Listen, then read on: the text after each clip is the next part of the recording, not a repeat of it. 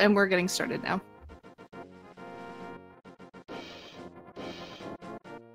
So a little bit about the players. On the left, we have Fricker. He's been playing this game since January of this year.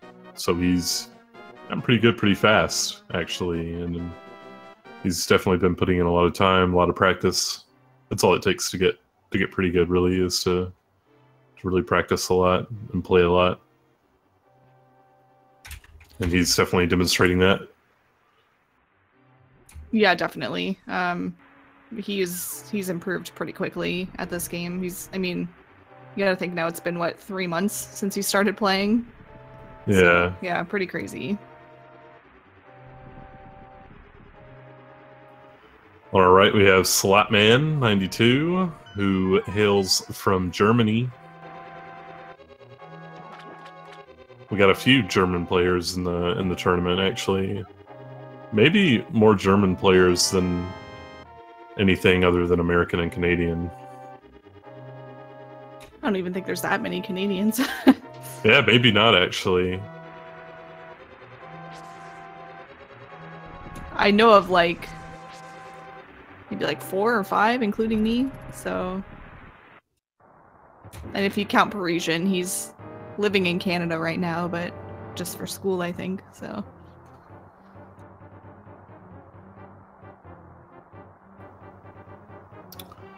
Yeah. Were you gonna say more about Salatman?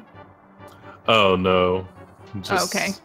I'm not sure how much he's been playing lately. I think his PP's actually kind of old, isn't it? Or is it? Yeah, I think so. I want to say it's been like a few months, at least.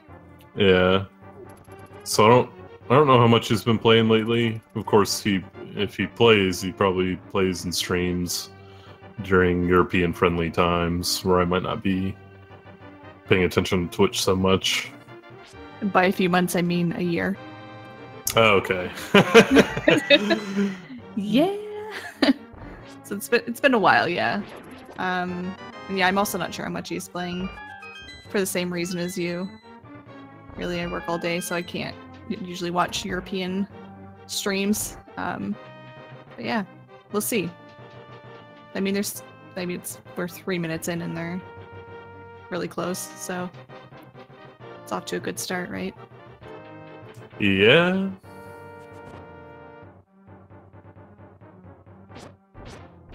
Both using the same big key guard strat here. Or ball and chain. I keep calling him the big key guard, and I don't know where I got that from, because I've always called him the ball and chain guard. I guess both are right, though. Fricker got a 55 big key, which is pretty dang good. Yeah. Pretty dang good.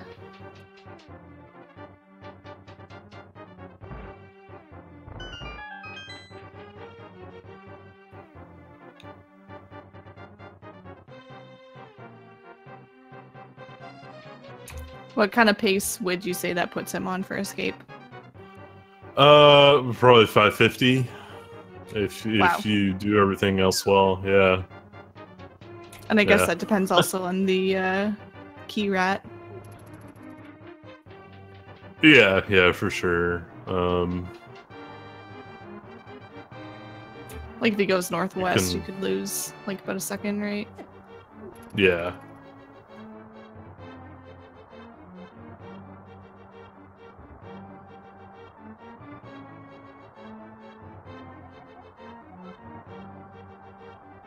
There's a bunch of little RNG, I guess, that can add up if a lot of snakes and rats get in your way. Could easily lose like a second to that. Yeah, for sure.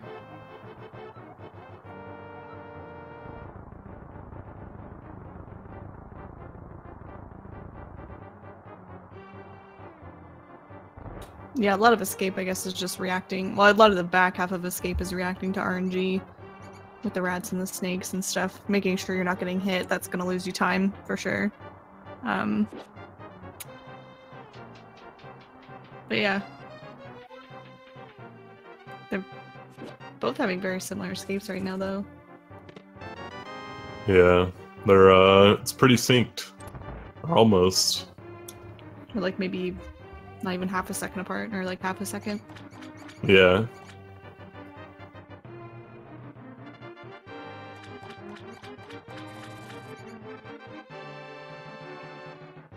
I usually don't like to talk about pumping during this first part, but if you're someone who's very curious about it, watching this, Salatman does have, he is playing on emulator with his input display up, so you can kind of visually see what's going on with it pretty easily. It's probably a better explanation to just watch his input display than to listen to anyone try to explain it. Probably a lot more interesting as well. Yeah. Ooh, Fricker, or not Fricker, sorry, Salatman unfortunately getting hit by a rat while he was pulling the lever. That's pretty annoying. But yeah, they both make it out probably within just a couple seconds of each other. And I'm not sure about the status of Sank Heart, but I assume that they both get it. Because, like, who doesn't get Sank Heart, really? Yeah. Most players these days certainly get it until 125 or even 124. It's probably the best safety in the game and probably the most, like, underrated safety. Like, nobody really talks about Sank Heart as being a safety, but it can definitely save you in a lot of situations, so. Oh yeah, definitely. Part of what makes it so good is that it's 3 seconds out of your way, so it's like barely costing you anything, and it, you know, until you get really, really good at the game, those 3 seconds don't mean a whole lot. Yeah, and you just recently started doing runs without it, so like, what did you find was the hardest part of the game, I guess, without Sank Heart? There are actually a surprising number of places where it hurts to not have it. Probably the hardest is Hera, though, to me. Like, is that because of Death Mountain? Or? Yeah, it's just got so much random stuff that can hit you, and the mini Mordorms in the dungeon, and blah blah blah. So, yeah. With only 5 hearts, you don't have really a whole lot of room for error. Plus, you need to take a heart of damage on bomb jump. So. Right, and I guess you don't necessarily want to grab the safety switch either if you're skipping Sank Heart. Yeah. There's no sense in taking that switch. Yeah, Helmasaur is a big one because you can take an extra hit on Helmasaur with Sanctuary Heart. Even though it's 1 heart, it just, you know, the math of him doing 2 hearts per hit works out to being able to survive an extra hit. This segment's actually a lot harder without Sank Heart too, because you got to manage your health very well to make sure you get to the big key room with more than a heart and a half, because you're required to take a heart and a half of damage to get the big key fast.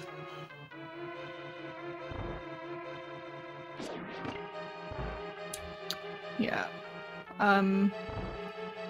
Yeah, and just a small difference here, which probably doesn't really matter, but you saw Fricker killing that, are they Ropas in this dungeon or Popos? Popos, right? Popos, yeah. Yeah, okay.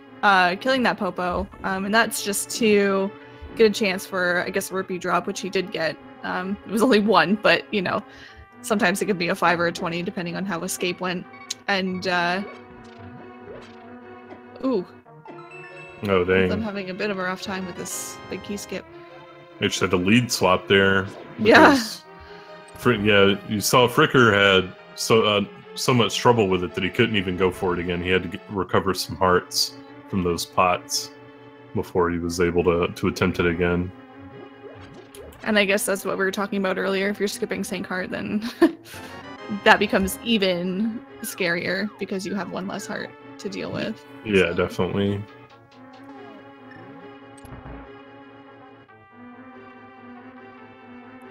The drops are not very kind to Salatman here.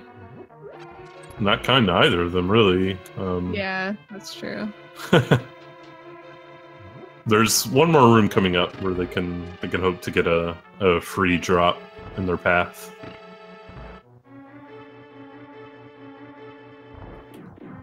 I'm assuming both of them do tree rupees, so they'll want as many as they can get.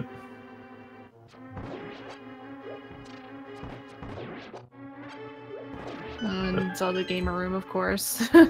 Salatman does get that 20 dropping in his way, though. Very nice. So that means that he can, with 27 rupees, he can skip all of the blue rupees on the first tree pull.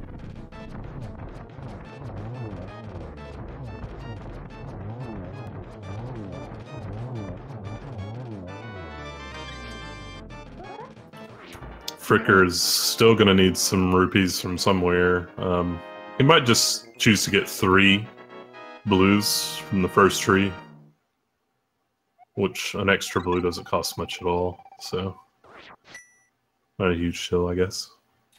Yeah. I wonder too if he'll get the safety rupee in desert. I doubt it at this point, but we'll see.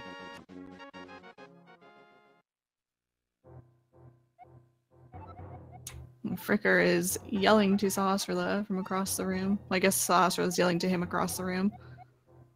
Gonna throw the boots at him. Good catch.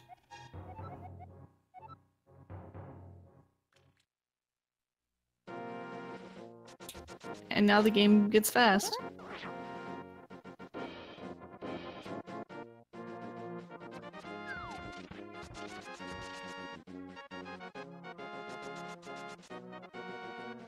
Yeah, so the screen that Fricker's on right now, a lot of people tend to struggle with it. The trick to it is just to hold up. No, sorry. Yeah, up left when you enter the screen. And you'll go up a frame. Or sorry, a pixel. Man, I cannot talk today. You'll go up a pixel. And that'll give you, like, I guess enough room to dash past the green guard without tinking him and aggroing other guards. Yeah, you don't want to be tinking anyone. No, you do not.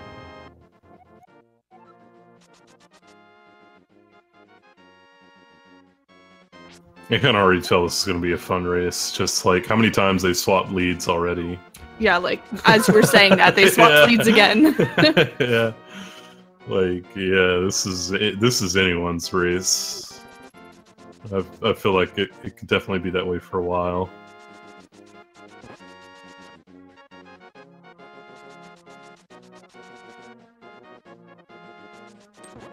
Yeah, and I guess it won't really matter until Dark World.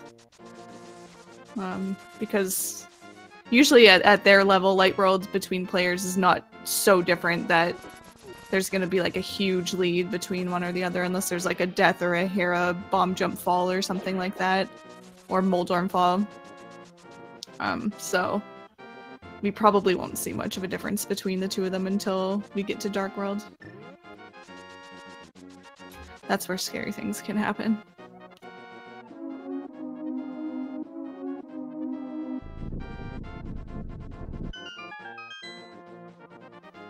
They don't dash through the water because it makes a bad noise. That's the only reason. Yeah, literally the only reason.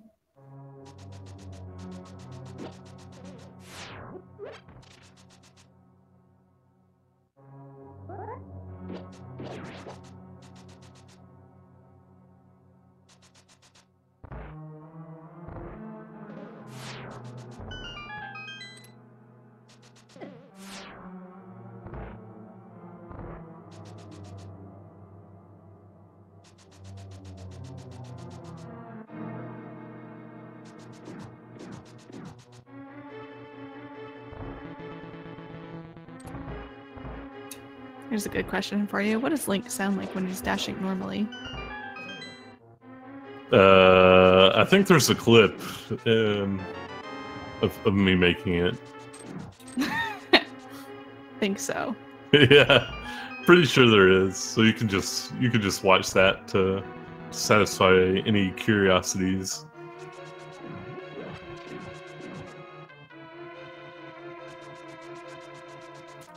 Salatman's not in a particularly good arrow situation here. Like, he's going to be at 21. Ooh. So, he's probably going to want to get the arrows right before a landmo. If I had to guess, that's what he's definitely going to do in the torches room. Yeah, for sure. Yeah. 21 is not a good spot to be in for landmo.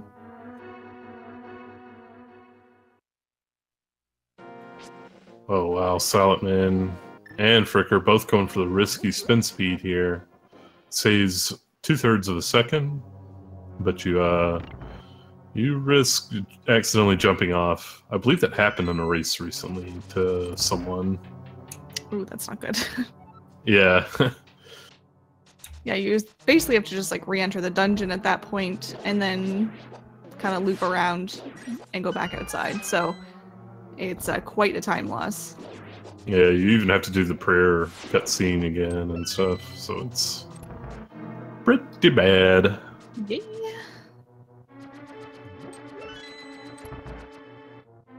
And yeah, you see Salatman doing the alternate strat in this room compared to what you see Fricker doing, just to get that arrow pot. So he has more arrows going in the Lamolas.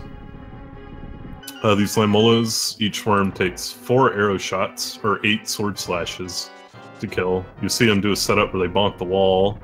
It usually puts them in a pretty good position to try and do as much damage on the first cycle as possible.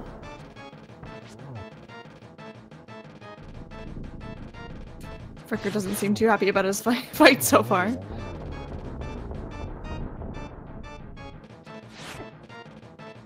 Oh my god, this is so close. Salatman's the first to take it down.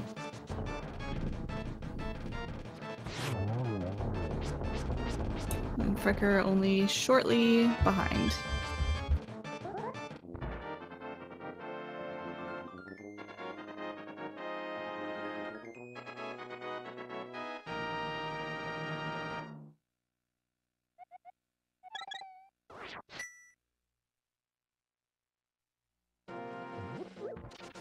We'll be leaving desert here. It looks like they're both going to go for the Sandman dash.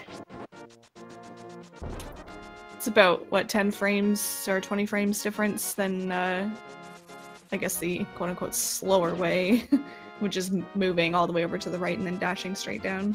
Yeah, about that. There's a faster strategy you'll see from some players, like Ivan. But we don't talk about that. Yeah. Both doing fake flippers there, where they get right next to the screen transition, jump into the water, and scroll the screen immediately. The game doesn't check for flippers on the new screen, so they're able to swim.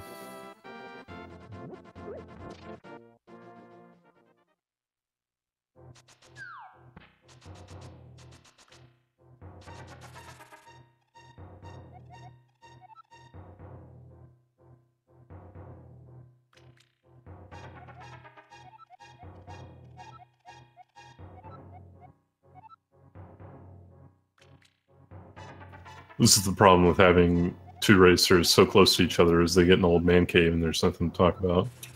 Yeah. Look at them walking. Whoa. Yeah. You can dash with the old man, it's just like, for whatever reason, way slower than normal. I guess because they figure the old man can't run. He's too old, of course. Yeah. He's probably scared. He's been stuck in that dark cave for so long.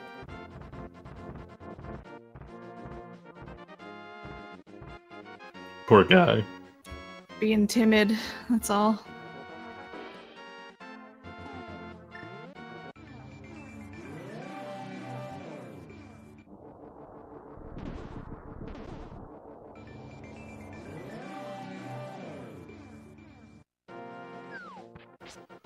We're entering Tower of Hera. This dungeon can be pretty trolly.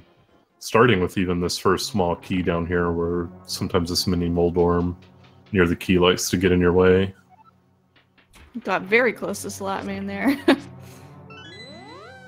Yeah, this other mini Moldorm, yeah, that just hits a lot. That he regularly gets in the way as well. That wasn't bad though. Looked like he got boosted up. Yeah, it was kind of a boost. Oh, we're gonna see a boom dash. Maybe from both of them, actually. Looks like they're both going for the setup. Oh, Salatman has abandoned that. I guess, yeah, like hitting the crystal switch over and over loses you a bit of time in this room. Yeah, the game pauses for several frames every time you switch the crystals. Yeah, it looked like Fricker was going for it. Like, it looked like he was doing the setup, but did not go for it. But it's a hard strat, and like we said, can actually lose you time. Yeah. Next, I'll be coming up to an important room with what we call the Beetles room, where you just gotta kill these 3 hard hat beetles to proceed. It's actually surprisingly precise. Like that first slash to be able to hit that beetle into the pit and the switch at the same time is actually a little difficult to pull off. And then the pot throws also aren't easy. Like, that's one of the funny things about this game from a spectating perspective is often something will look nice and simple, but when you play it, it's like, oh my gosh. It's like, it can go wrong in X, Y, and Z ways so easily. Yeah, oops, Salatman accidentally hitting that star switch. Yeah, one of the risks, I guess, for throwing the pots incorrectly is hitting the crystal switch again. Yeah. Salatman's got to be careful here. He's down to 1 heart. Coming up. Oh, no! Oh, no! Man, what was I saying earlier about there not really being much of a difference in Light Road between 2 players who have practically the same views unless something happens, like one dies or fails bomb down. Yeah. Yeah. Yeah, Dang. that sucks. And that's what I mean about Hera, like, he got wrecked by a mini Moldorm there. I think he got hit 2 or 3 times by that same one, and they're just hard to read, hard to react to. Oh no. Fricker. Okay. Fricker nearly got knocked off there, but he... Ooh. Okay. We're good. Fricker's good. Okay. Salatman coming upstairs now. And honestly, even with this even with this death in Hera, like, even blue balls could, like, close the gap here, or, like, you know, anything really. A failing hammer jump or something. Like, really anything could happen.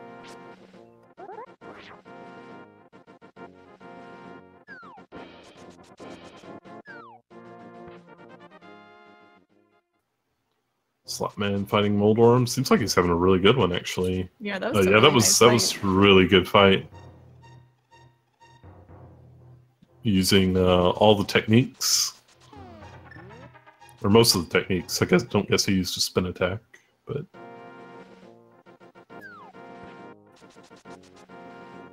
that was spicy, for sure.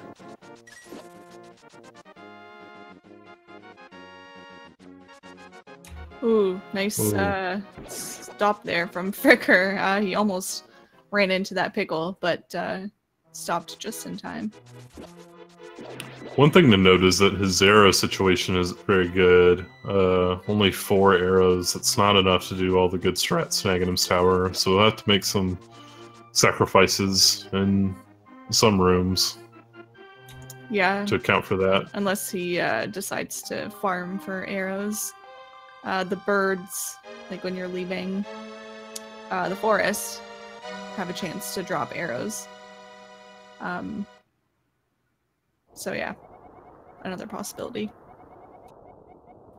Salatman's actually in a situation with 6 where he has just enough to do all the good strats and still be good for later in the run, so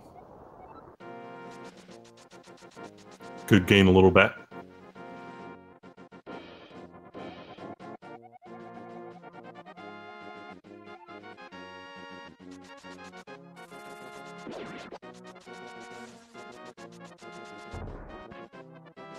That dash down past the mushroom is the hardest dash to cancel IMO. Yeah, it's pretty tough. That's one of the nice things about getting powder is you can get the mushroom on the way back and not have to really deal with that dash cancel. Yeah.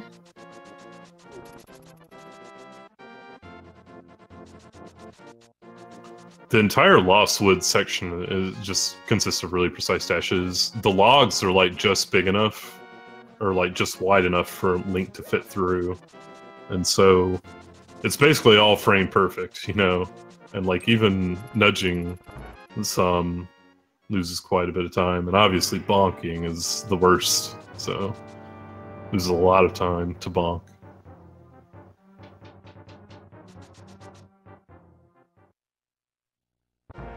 Alright, so we'll see what strategies Fricker uses in Aghanim's Tower with only 4 arrows.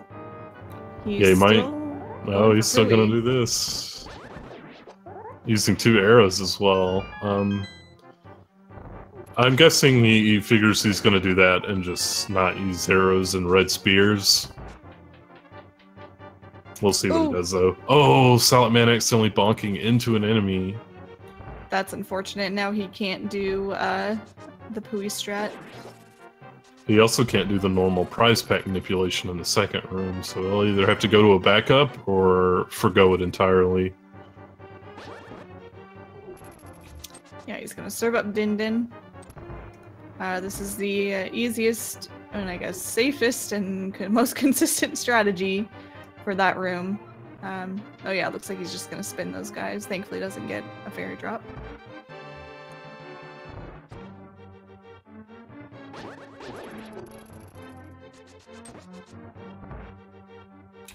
Fricker still has his beams. In the room he's in now, you actually can't do the key dash through the door if you have beams because you aggro all the enemies, and if you try to do a key dash, then they well, you'll get an arrow to the face, basically.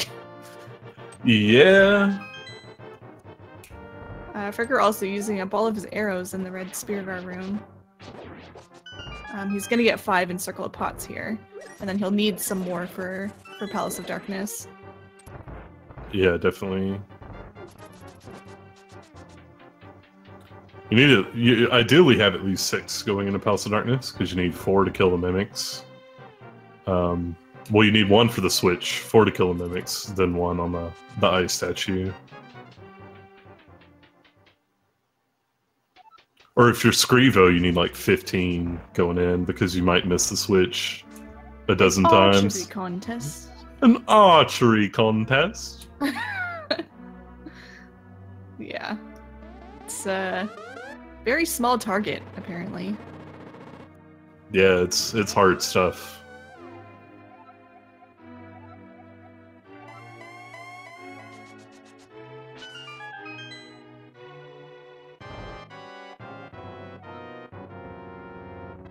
Ooh, Slapman got pinned by the guard there, taking a couple hearts of damage.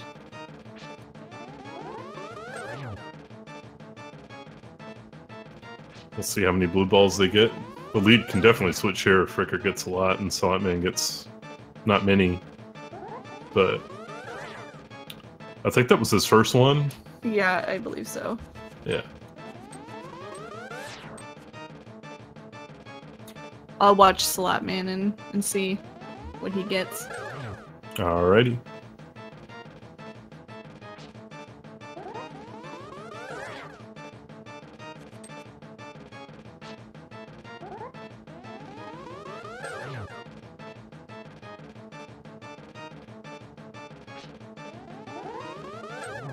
Slapman getting his first. How many was that for Fricker?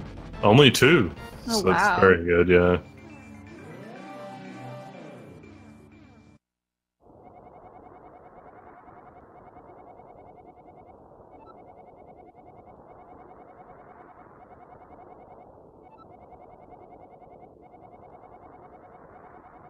Oh, there's Slapman's second blue ball. Oh, but nice warp spot. Yeah, it's really nice when he just warps this spot he's standing in. Wow, so 2 for Salatman as well, so they have the same amount of blue balls. Nice. So that's actually really good. There's really no, I guess, time loss or gain from either of them in that segment. Except maybe warp spots, but that's not going to be much of a difference. Yeah, not at all.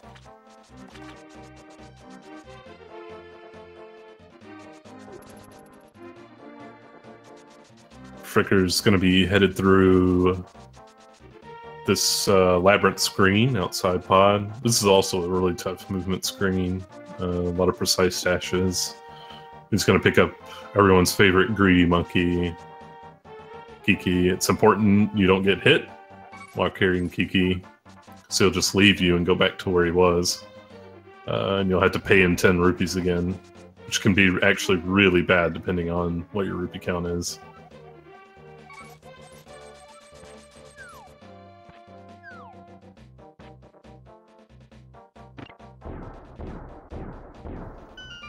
They also like to stop their dash in a particular way, approaching the dungeon so that you pull Kiki closer to you. That saves a good bit of time on the cutscene, because during the cutscene, Kiki moves very slow, but while you're dashing, he moves just as fast as you do, so you can abuse that to kind of pull him in really close. Yeah, you just want to reduce his walking time, basically. Yeah. Or eliminate it. Yeah, you can get him where he's like right on your back. That's the best way to do it.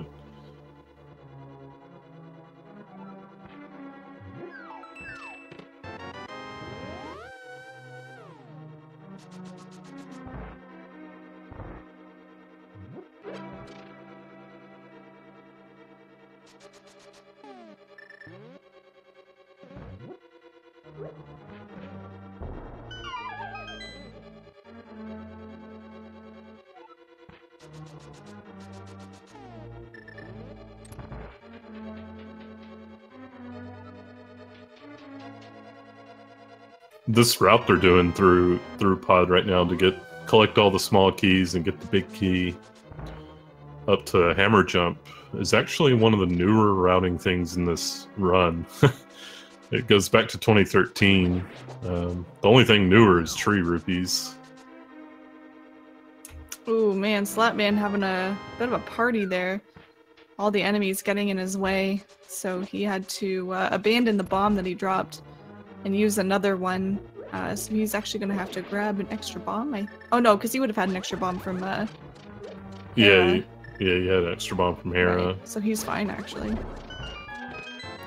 Fricker having a nice hammer jump there. That trick uses 2 perfect Y coordinate positions.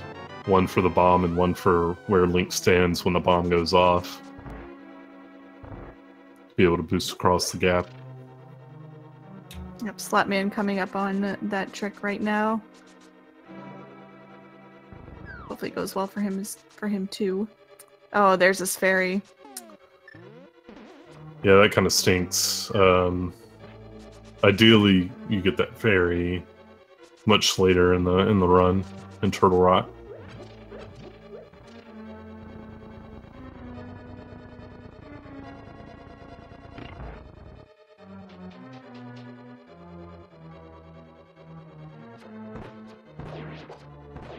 Oh, Fricker didn't have enough arrows there. Picks up a pot. I was gonna call it a chest, but that's not what that is. It's a pot. Yeah. Yeah.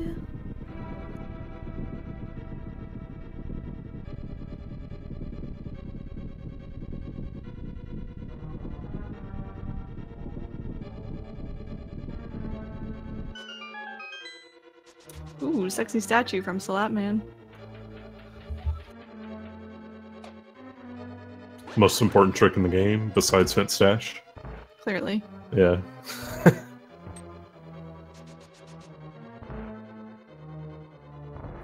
Fricker gonna be in Turtle Room. Looks like he's got good RNG. That's nice. Sometimes the 2 bottom turtles can randomly turn away from you, which is pretty frustrating. Yeah, that room can definitely turn into a really awful room. Yeah.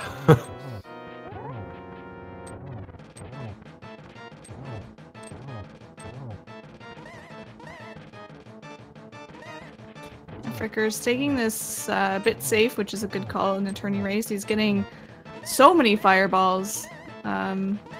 Oh, and here's what we were talking about. Salatman unfortunately getting just kind of a bad RNG, and the turtles went all the way down to the bottom of the room, and so he ended up flipping them back over with his hammer when he tried to kill them, and that just creates problems.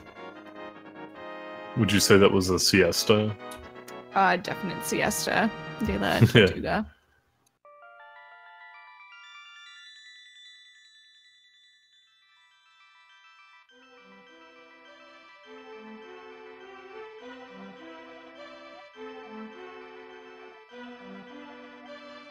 Uh-oh, Salatman might be in trouble here. Yeah. Ooh, careful, careful, careful. Oh, he's still gonna go in for the hammer hits. Oh, never mind. Okay. I was gonna say that. Oh no! Oh no! Oh, taking a death to Helmosaur. That's like about a 2 to 2.5 minute time loss, I think. So. Yeah, it's pretty rough. Yeah. And he doesn't have many arrows, so it's just gonna be pretty rough. Yeah. He's gonna have to get arrows from mimics. He can't miss this arrow here. Oh, yeah. If you dash too far away from that chest, that's what happens. I think he was trying to stop it. Oh no. Oh no, yeah. So missing the switch there, he's gonna have to go find arrows. At this point, a good spot is actually down near the bomb floor, like where you bomb the floor. There's arrows there, or he can actually choose to use bombs. Like sometimes you'll see people throw a bomb at the switch. But we'll see what his thought process is.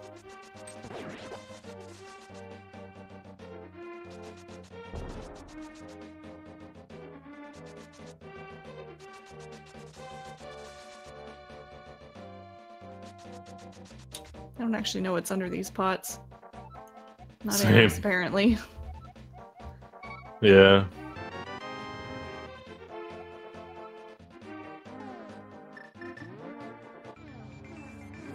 Yeah. I think it's gotta be the bomb floor. Oh. Not gonna get any from Ropa's there in the or the rupee prize pack. You could get some from the Moblin. Ooh, yeah. Well. I think the next drop from Moblins is an arrow, or from Jellyfish. Ooh, he's got to be careful. Yeah, this is not a good situation at all.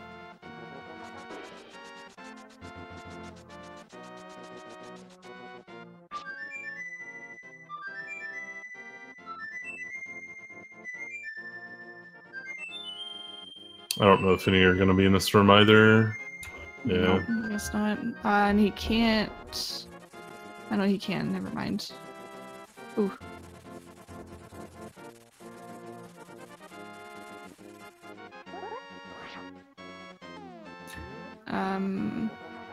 The Fricker there doing the spin speed after the flute. Pulls it off pretty nicely. He only has, or he's down 2.5 hearts going into the dungeon, but didn't choose to do Apple Babble, so he's gonna just go in with less hearts.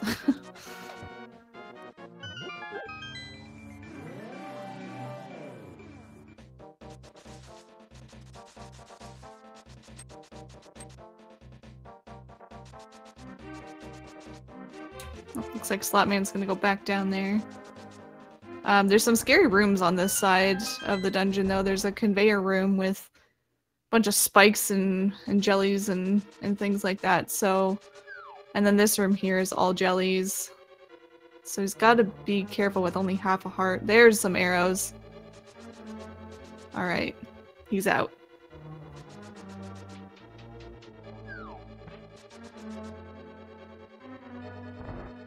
Still needs to be very careful though with only half a heart. He's definitely gonna have to get all the for sure. hearts under the pots, but I'm not sure what he's gonna do for the rest of it.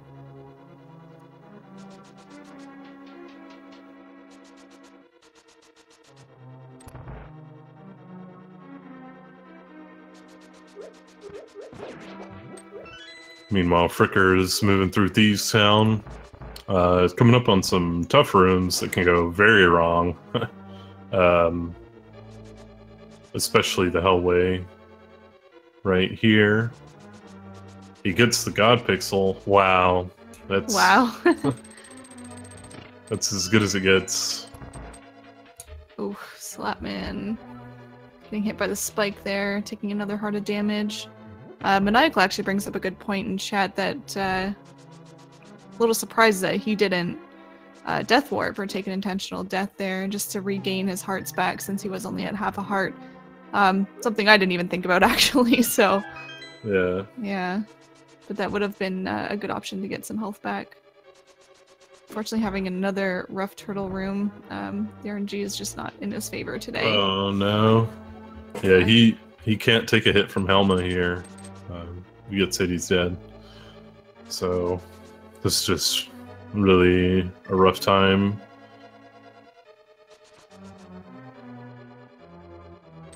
Yeah, I imagine he's going to take this pretty safe here. And of course he gets a fireball. Yeah, that's how it goes. Yeah. You could cancel this one though. Yeah, that was very good. If you break the mask, like during a fireball attack, you can just cancel the attack altogether. Okay, good. The rest of the fight was pretty friendly, so he makes it out of there with only a heart and a half. Pretty scary, but he's gonna move on now to Thieves Town.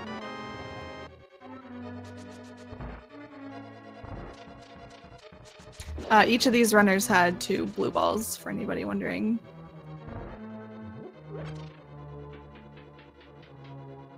Yeah, that's unfortunate for Salatman. Lost a few minutes there, but hopefully he can recover and still get going again.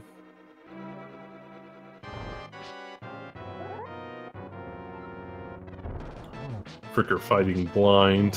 One of the easier fights for good players in the game, because it's, get this, on a script. Whoa! Yeah, you might not have heard of any of the commentators say that yet. This is new information that I am learning for the first time today. Whoa! Whoa. But yeah, so long as you set that fight up properly, it'll just go the same way every time. So if you're wondering, oh, did he get lotteried? Yeah, of course he got lotteried. Why wouldn't he? The RNG just is, you know, beating him up today. Yeah, sometimes these Ropas, they'll just sit on your face. There's not a whole lot you can do about it.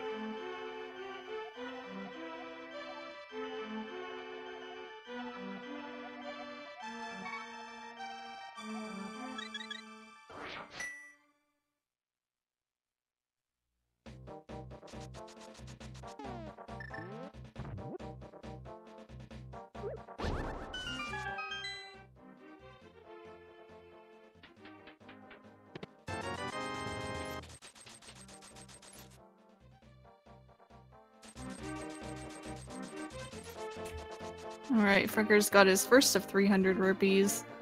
Heading over to get the frog. Meanwhile, Salatman getting his flute. Gonna dig it up. He's got it. First try. As opposed to 5th try.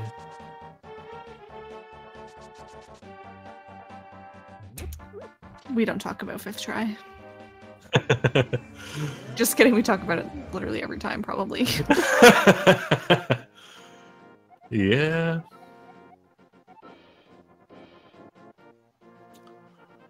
Yeah, two important things to do on the overworld Fricker is on right now, where you just want to get your sword tempered. The route, it works out for making every boss from here on way faster and also easier, so it's just a win-win, really. He's also going to be collecting rupees so we can buy the flippers later.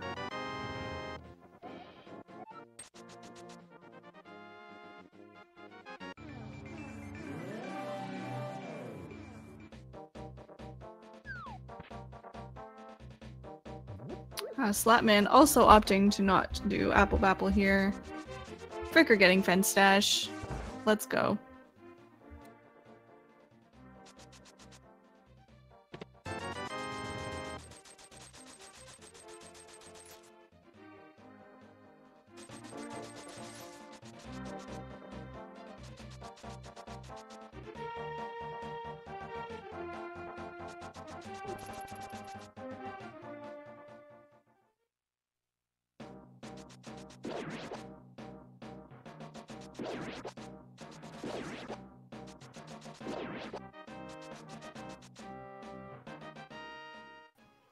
Fricker getting started on Skull Woods with this first room, Greenham's favorite, Mummy Statue. And this is why. Yeah. Yeah.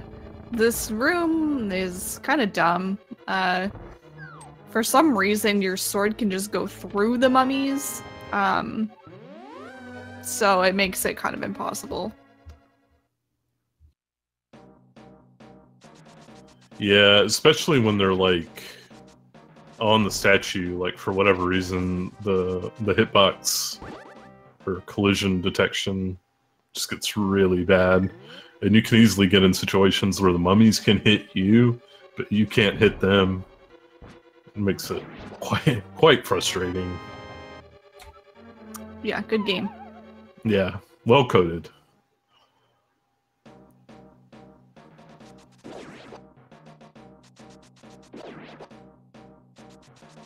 Ooh, Salatman.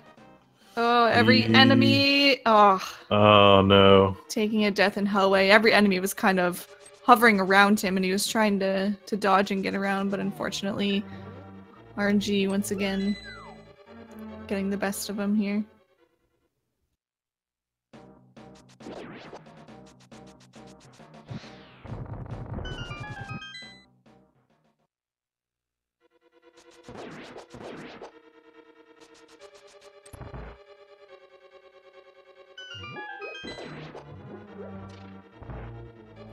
Yeah, and you can really get messed up by the Hellway, even if you get the God Pixel. Yeah, again here, just getting bounced around by the spikes. But he makes it through this time, and that's the most important thing. But he does have to be careful upstairs because the grasshoppers do 2 hearts of damage. Yeah, it wouldn't be too bad if he died after blowing up the floor, but he really doesn't want to die before blowing up this floor, because then he's going to have to backtrack all the way up here to do it. And yeah. He's got that out of the way, so... Fricker had a really nice Mothula fight. He was utilizing the poke dashes, which damage Moth when he's up chilling in the spike area.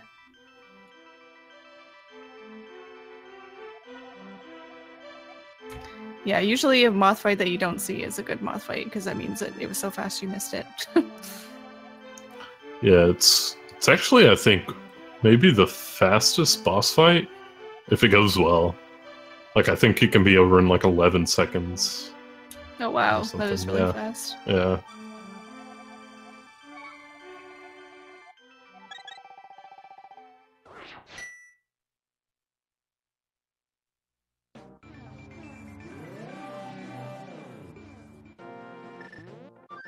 Alright, Salatman also not opting to grab any of the hearts in the jail. Those hearts are under the pots on the right side, the right-hand side, but grabbing them actually increases your chances of the red horse head coming up the middle and up the middle of the jail cell where you need to dash down, which can be bad because they can hit you in the face, and that's not good because then all of your effort for getting those hearts is for nothing.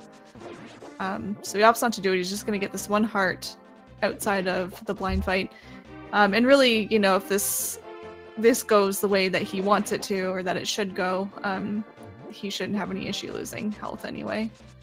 But I will say that just because blind is scripted doesn't mean it always goes perfectly, so. Yeah. You still have to execute the script. Yeah, he did it really well there, though. That was a really good Yeah, fight. that was really good.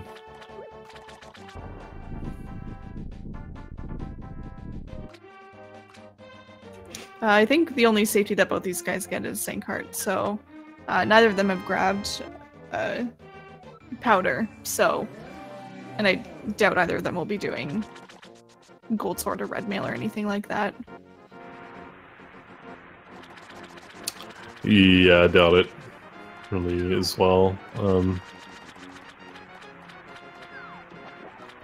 Fricker showing off one of the annoying things about this screen, where if you get too close to the deep water and Link tries to jump in, and it wastes about a second every time it happens.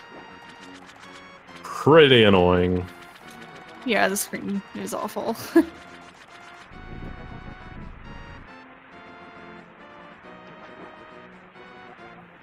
Yeah, I think earlier today, me and Greenham commentated a match with D&D in it, and he did the screen perfectly. Oh, wow. It was just like, every dash was just so good. But it's a really hard screen. Eddie was making it look way easier than it is.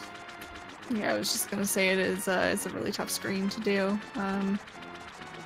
But of course, somebody like Eddie, you know, has a lot of experience with this game as a 124 PB, so.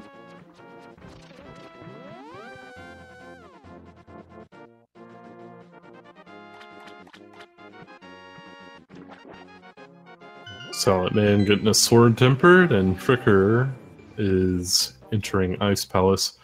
Ice Palace is your favorite dungeon, correct? Yeah. No. No. Every time I'm coming to Ice Palace, I get like the most anxiety ever. It's scary. It's hard. There's so many rooms you have to execute well. So many things can go wrong. If you fail bomb jump and run out of bombs, you're screwed. Run out of magic, you're screwed. If you take too much damage, you gotta be really careful on Cold Stare or you're screwed. Like, there's just so much in this dungeon. I feel like that has to go right in order for you to get out with a good time. Yeah.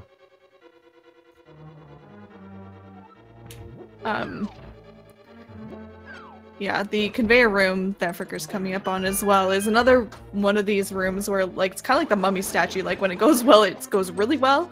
But if it doesn't, then it's a party. But Fricker did it really well. He got the damage boost from the spike and was able to dash his way through it. Nice Ice Palace bomb jump as well. Yeah, that was really quick. Maybe one day I'll learn that bomb jump.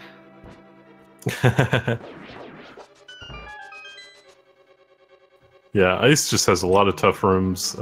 Basically, from that bomb floor room to the end is just like a gauntlet of really tough rooms to execute cleanly.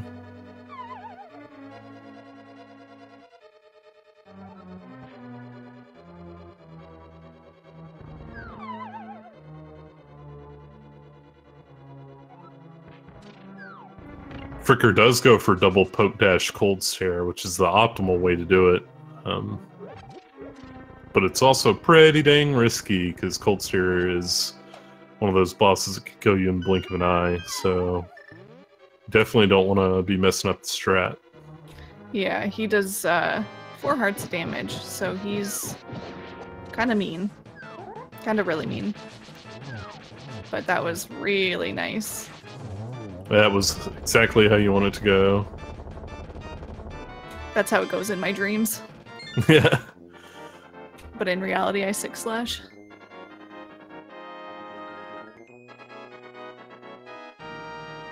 Yeah, for anyone who doesn't know about the poke dashing technique, he's just holding a sword and pressing A when his sword touches Cold Stare there. It allows him to deal slash damage to Cold Stare. Normally a poke only does half the damage of a slash, but he's able to deal slash damage, and he's able to keep charging his sword up, so he's able to release that spin on them in the corner. Where ideally you release that spin in such a way where you hit them twice with the spin.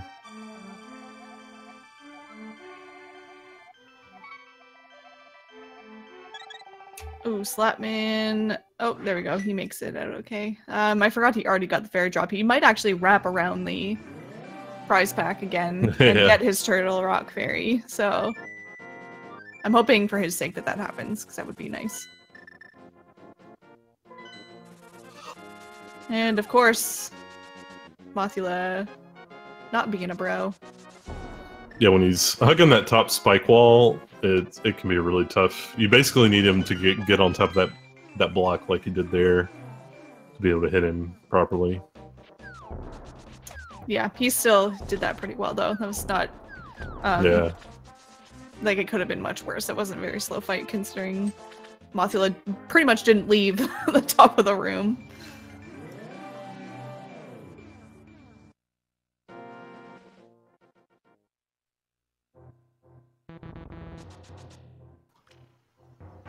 See what strat Fricker does in this room. There's a few strats you can go for. Ah, nice. Nice anti-fairy skip. That's the best way to do the room. Yeah, and interestingly enough about that room too, you'll see some people dash away from the lever but not do the anti-fairy skip. And I didn't know this until relatively recently, but that's actually slower than dashing down the middle of the room. After pulling the lever. And it wasn't until I actually did my own testing that I found out that it was slower, and it blew my mind because I thought, well, how could this be slower? Because when you're like starting up your dash during the pull or whatever, right, you're kind of doing like two things at once. But yeah, it's actually slower if you're not going for the anti-fairy skip.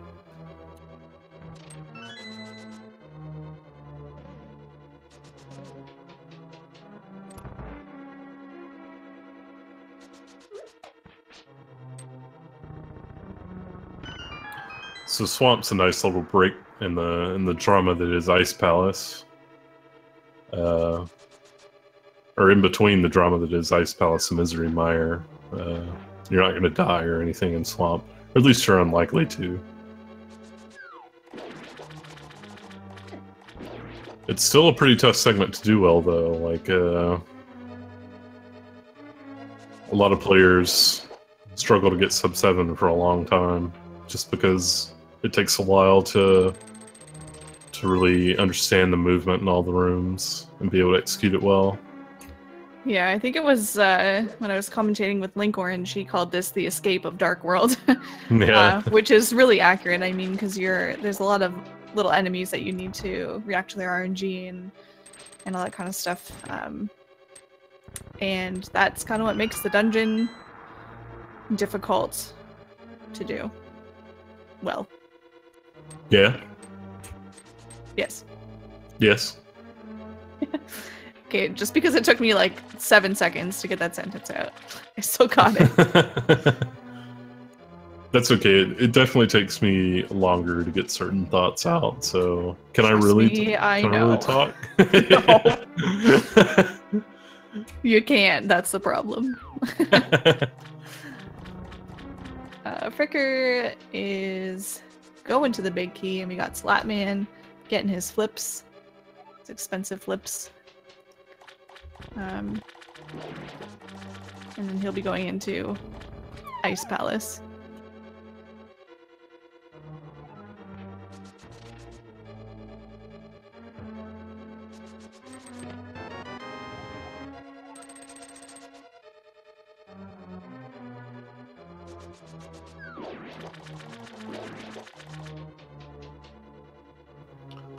Yeah, one of the things that could be a little boring about Swamp, from a viewer perspective, maybe, is just how much backtracking there is.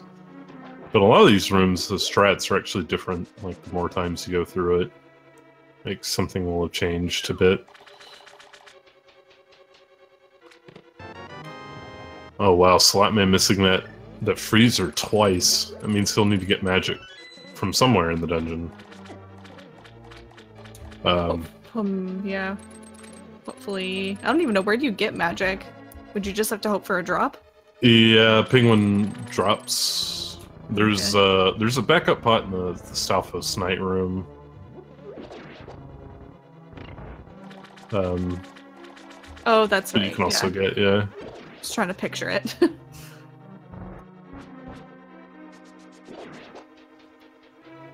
Hopefully he remembers that he's down. There are 2 magic pots you get for free going to Cold Stare in the room right before, but since he's missing a 3rd shot, he's going to need to get it from somewhere else. Looks like he's not getting the Stalfos pot, so maybe he's hoping for a drop on the penguin lineup room. yeah. It's not a bad thing to hope for, I guess. Statistically, you're likely to at least get a small magic in that room. He's gonna reset the Ice Palace Bomb Jump room here. Yeah, when you fall, you're actually placed 1 pixel higher than when you enter the room. So to get I guess a good consistent setup, he's just resetting the room there.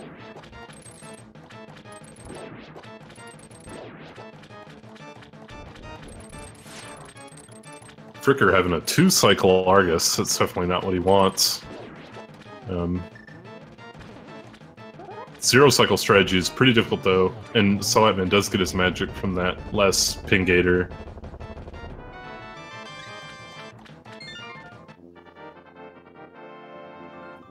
I wonder who on the development team thought. Yeah. Who on the development team was like, yeah, let's combine penguins and alligators? Well, there's a lot of things in the game that you're like, what are you? Like, people always think the horse heads are lizards or dragons, which they look like it, but they also look like horses, and you're like, what are you? But we know they're horses because of the Bible. The Zelda Bible says so. But yeah, it's quite an enemy pool, I guess. Salatman can't take a hit from Cold Stare here. Okay. Nice clean up. Oh, I guess he... Yeah, you got it. Yeah, he missed that one a couple times, though.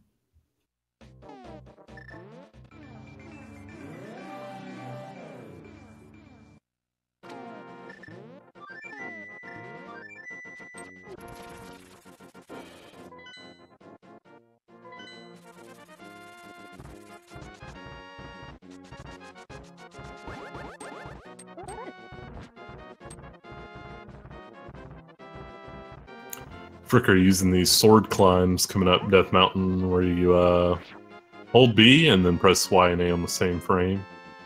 And you're able to walk up those stairs really fast. Looking for a fairy there. The north, south, east, and west bushes there can drop you a fairy, but no such luck. Means he will probably have to do Mire 2 without sword beams. He doesn't have his ice rod yet, right? Because he could farm crabs as well. Yeah, that's true. For a heart.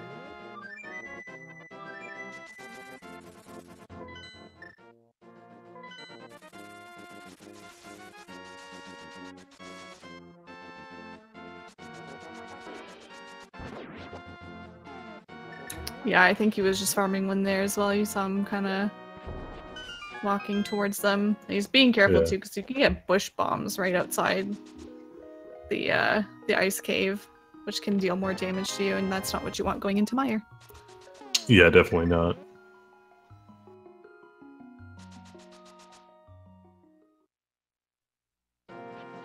Yeah, he wants full health here for 2 reasons, really. One is Meyer 2 is just better with beams. You can do it a bit faster. And another is the segment's just really tight on health, so you want to have as much as possible going in.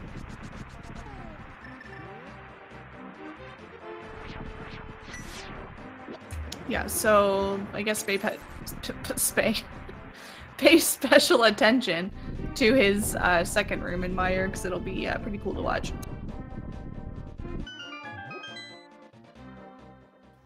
Wow, the bird carry. He took that into Meyer with him? Yeah. Bird doesn't want to go into Meyer. So yeah, this room's really fun. Pulls it off the best way too, yeah.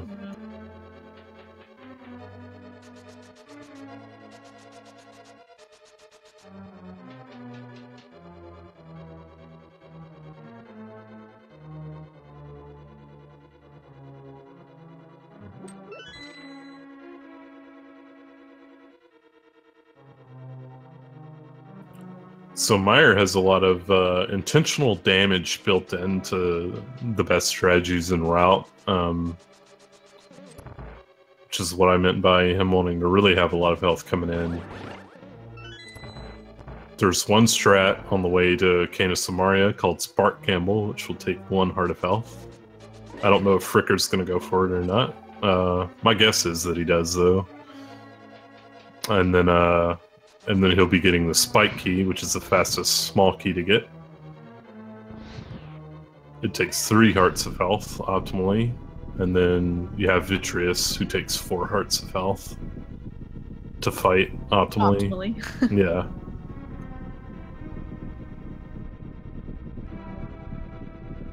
Yeah, so the preservation of hearts in this dungeon is pretty important.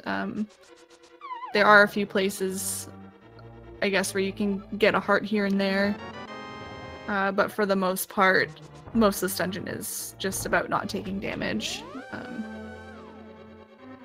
So yeah, except where you're obviously required to take damage.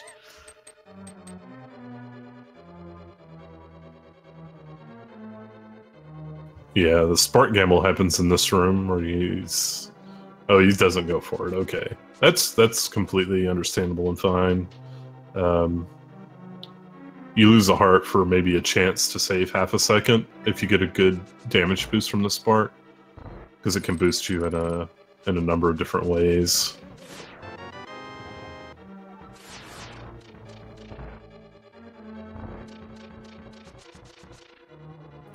Not a bad idea at all to take it safe in general, and especially in this tourney race setting.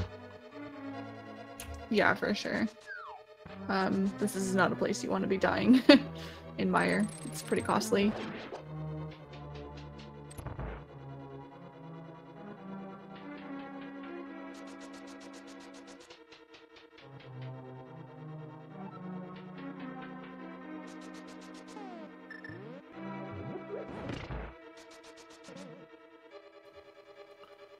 Executes Emma's favorite room. Yeah. Worst room in the game.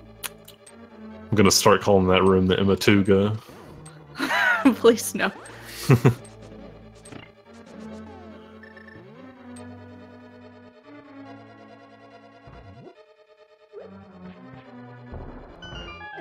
Ooh, taking damage from those wall bugs. Wall critters. I don't really know what they are. Yeah, I'm not sure what they're called either. Yeah. Yeah, that's why you want to make sure you're dashing into that room. He's going to be coming up on Vitreous, where he's going to take some damage from the goo around Viti, which will deal 1 heart of damage to him and give him iframes, so he can stand among the little eyes and do these big spins to really do a lot of damage to all of them. Very nice zero cycle. Yeah, that was textbook. And 1 arrow for the wall, of course. That 1 arrow actually cost him about a second, because now he's going to have to get the pot and turtle rock. Not a huge Oh, deal. yeah. Yeah. Yeah, the point of getting the pot in Turtle Rock is that so when you pick up, ooh, Slapman's gotta be careful, he's only got 1 heart on Argus here. Oh! Oh my god, Argus is gonna get hit there. Okay, yeah. Standing above Argus like that is not good because that can actually, he can hit you because 2D game. It's 2D. So, yeah, you don't want to stand above Argus like that. That was actually really close, and I thought he was dead for sure, but thankfully. Yeah, I'm pretty sure he just won a frame rule there, and that's the only reason he's alive. Yeah. For anyone who doesn't know about the frame rule, there's a collision frame rule in this game where it only checks collision between hitboxes every 4 frames. So you can actually sit in an enemy's hitbox for up to 3 frames without getting hit, if you get lucky. Oh, Fricker doing Waffle House. Oh no! Oh no, accidentally jumping. That was really nice though, in the beginning there. Yeah. Gonna go Going for it again. Nice. Nice, nice, nice. Yeah, that was good. Were you gonna say nice too? Yeah. Yeah, I said it 20 times probably. I killed it! Can't say it anymore. Has no meaning anymore.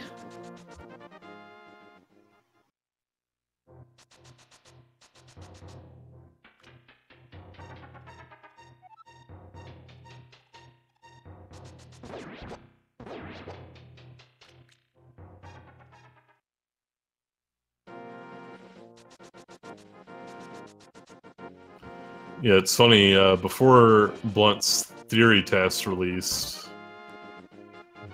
basically only the 123 guys would ever go for the drive-thru. And now, like, a bunch of people are going for it. It's pretty swag and it saves time, so you can't really beat that. Yeah.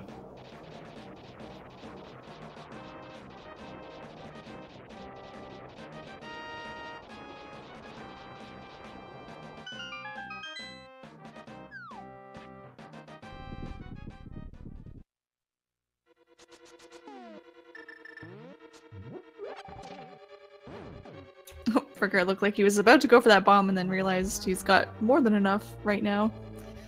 Doesn't need to get it. Oh! Accidentally going the wrong way there. Yep, that's okay. We're gonna just ride back the right way.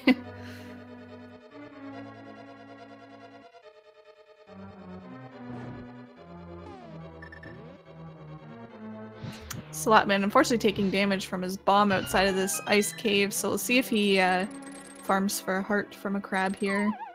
So he has full hearts for Meyer as well.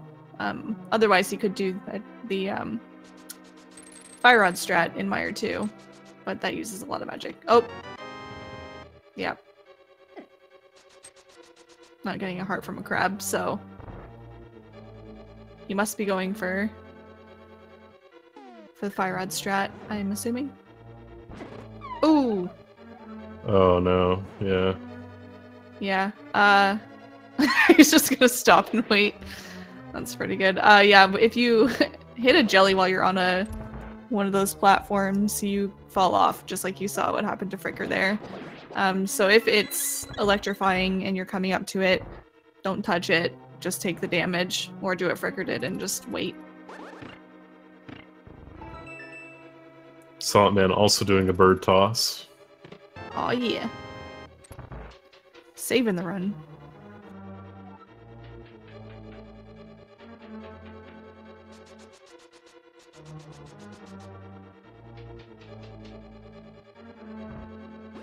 Ooh, nice Meyer too from Salatman there.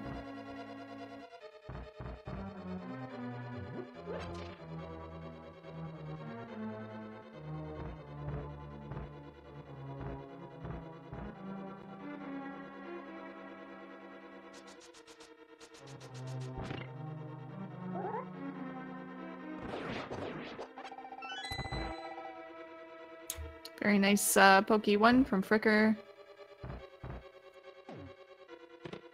Getting his full magic drop. So he's got both of his drops now. Should be in good shape for the rest of the dungeon. Yep.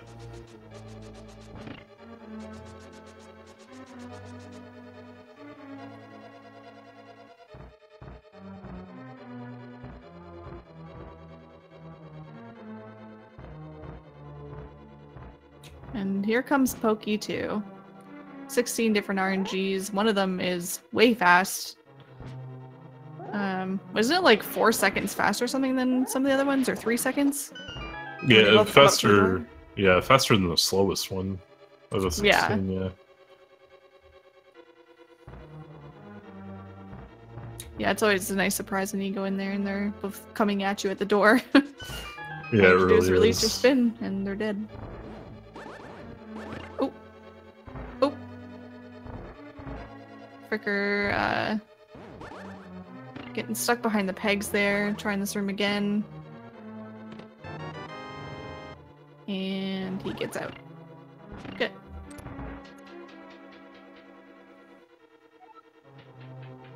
It looks like Salatman's gonna go for the Spark Gamble. Oh, never mind. I thought he was. Well, he was. If that fire snake at the bottom goes right, though, it won't work. Oh, so see, I don't know anything about it. Yeah. I'm a baby. I don't go for it.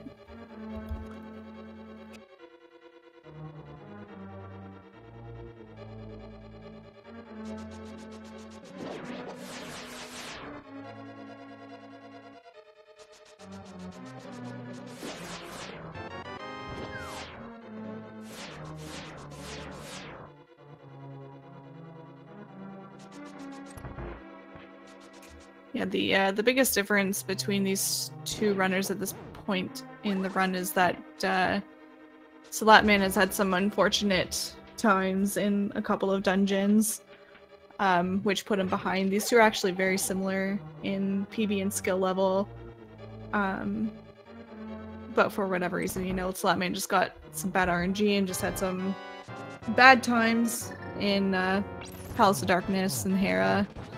And Thieves Town as well, so that's the reason for the, I guess, the gap between the two runners here. For anyone wondering in chat.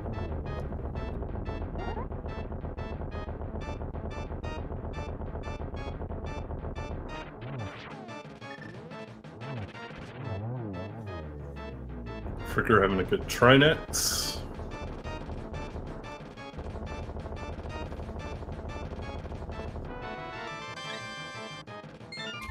And Salatman coming up on Vitreous here. Got a good amount of hearts, so he should be fine.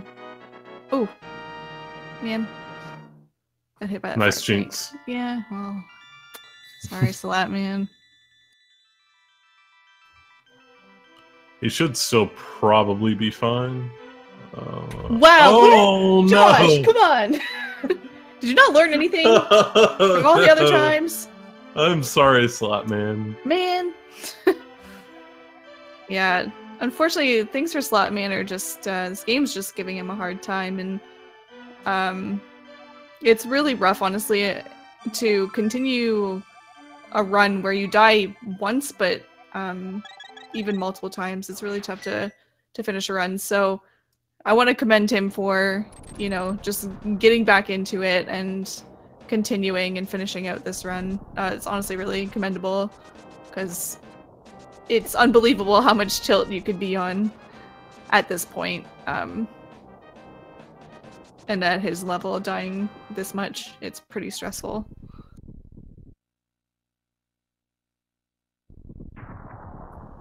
At least he knows the route back. A lot of players don't. Yeah. Oh! Oh no! Taking that hit's pretty rough, though. Oh, going back for the heart, and unfortunately that Wizrobe. Ah, jeez. Oh no.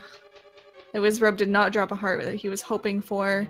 And it's funny because sometimes, you know, we always say, you know, going for hearts sometimes leads you to lose more hearts when you go for them. So it's better just to not go for them at all.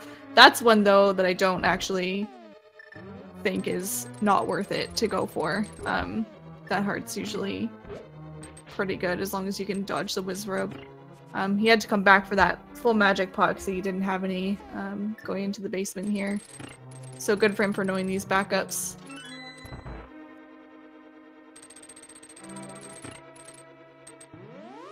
Ooh, he's down to half a heart now. I'm not really sure what he's gonna do on Vitreous. Maybe Yeah, I'm not sure either. stand in the corner and slash. Oh, and he doesn't have to do this.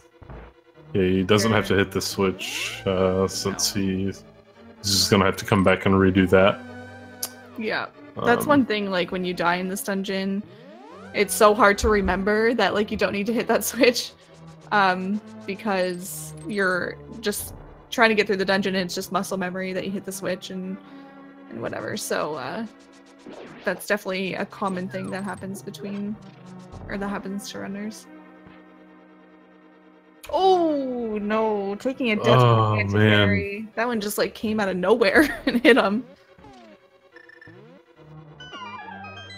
But again, he's just getting back into the dungeon and trying again, so make sure you give him lots of GGs at the end of this for continuing this, because it is really tough to finish a run when it's going this way. I know he's probably pretty upset with everything that's happened, so yeah.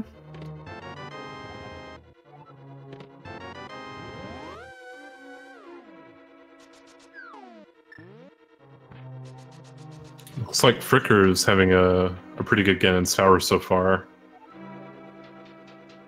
Gonna be making his way upstairs into some series of very hard rooms. Ganon's Tower almost doesn't let up from here to the end. Extremely good Mimics one.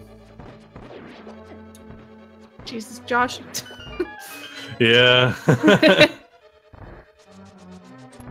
Should I just not talk about people doing good or anything anymore? I don't know. I don't know. I don't know. I don't think anything can be helped here. It's just, if you say it's gonna happen, I don't know. I'm just cursing everyone, man. Yeah. I do too, though, so I mean, can't say much.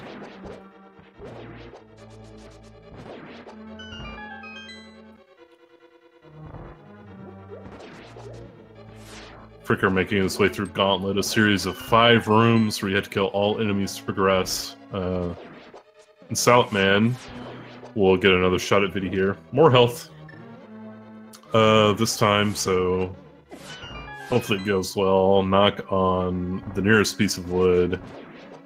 Knock on all the pieces of wood around you. Yeah. Literally everything. Ooh, Fricker taking damage. No! Okay, who didn't knock on wood? That's what I want to know. I blame you, whoever didn't knock on wood. But again, Salatman getting back in the dungeon, going through it again, not quitting. So GG to him still, once again, for coming in here and doing this over again.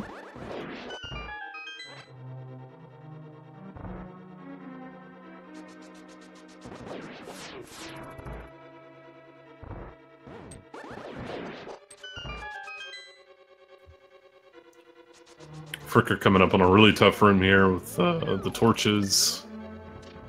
It's really tough to beat the fire bar cycle here.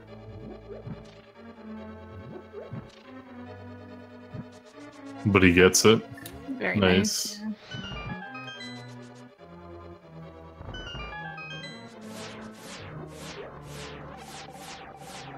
Whew. Oh, okay. I thought he was a bit close there for getting the sprite despawn. But thankfully he did not get it. Yeah.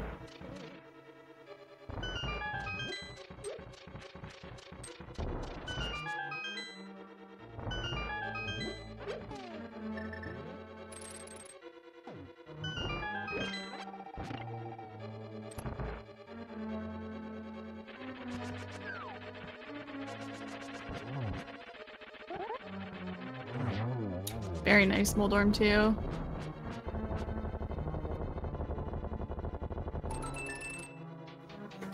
Let's get some cheers for Salatman as he goes through his 3rd Viddy. Yeah, let's yeah, cheer him on for sure. Oh, Oh no. Okay, but he recognized what happened and he's gonna try to play it safe here. He's gonna use his arrows. He's gonna spin. The fight gets really, really scary here, with these eyes coming out at you and stuff, so oh jeez, that lightning coup. Yeah. Holy moly. Oh my gosh. Unfortunately taking another death. And still not quitting. And I wouldn't blame him at this point for wanting to quit or for even quitting, because this is, it's rough to die to Viddy this much, and have to go through all these rooms again. But, yeah. Cannot emphasize it enough. Yeah, this is just really rough. Fricker's gonna be coming up on Ganon.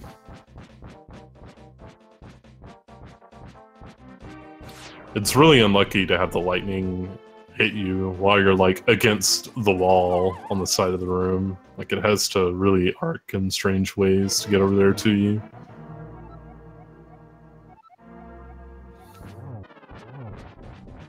Yeah, unfortunately things are just not going Salatman's way.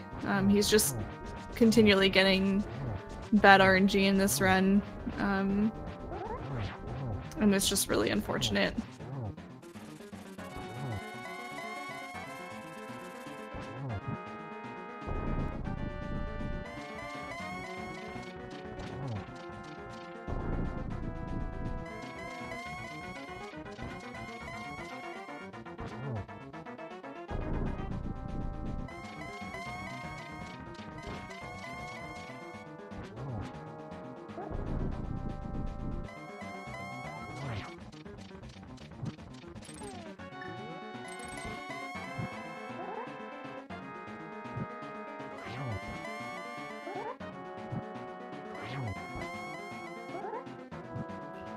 Yeah, Salatman is the 1 seed and Fricker the 2. Since the group seeding, though, Fricker has gotten a 127 and passed Salatman's PB. But players are still very close in skill. It's just Salatman's. It's just not his day.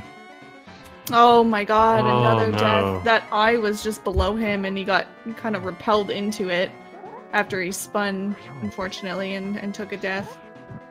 And still not quitting.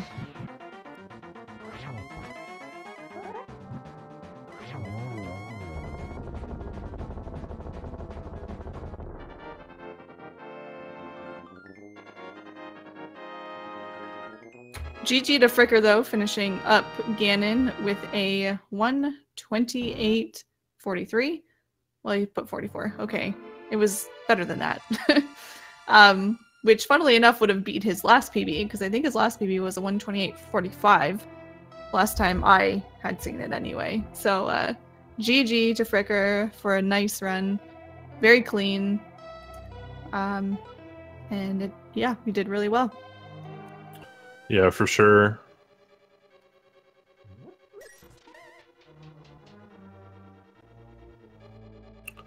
I will point out that,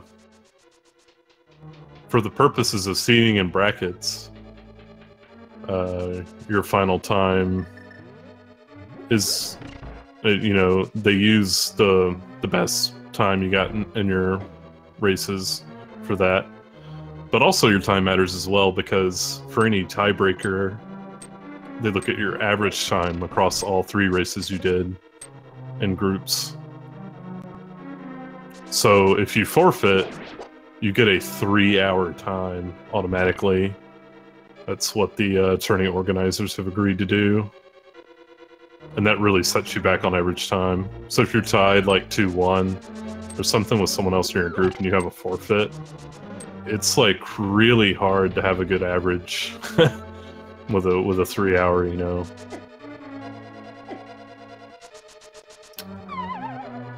Oof, yeah, unfortunately taking a fall there. And taking more damage. Yeah, this is a bad situation to be in here. But we'll see how he handles this time around. Hey guys. Hey, Fricker. Hey. GG on a nice run. Thank you. I felt super rusty. This is the first run that I've done since my first game in the tournament. Oh wow. So it's been a while. Yeah, I could definitely feel the rust, that's for sure. And during T-Rock, I don't know what happened. I dropped my controller, and I panicked and I was trying to pick it up, and I was like laying blocks and going back through doors. It was a disaster. I mean, I thought it was pretty good for quite a while. There was maybe a few things, but I thought you still played really well. Well, it was good up into after Escape, and then kind of went downhill from there. So. This time though, doesn't it beat your old PB, your last PB?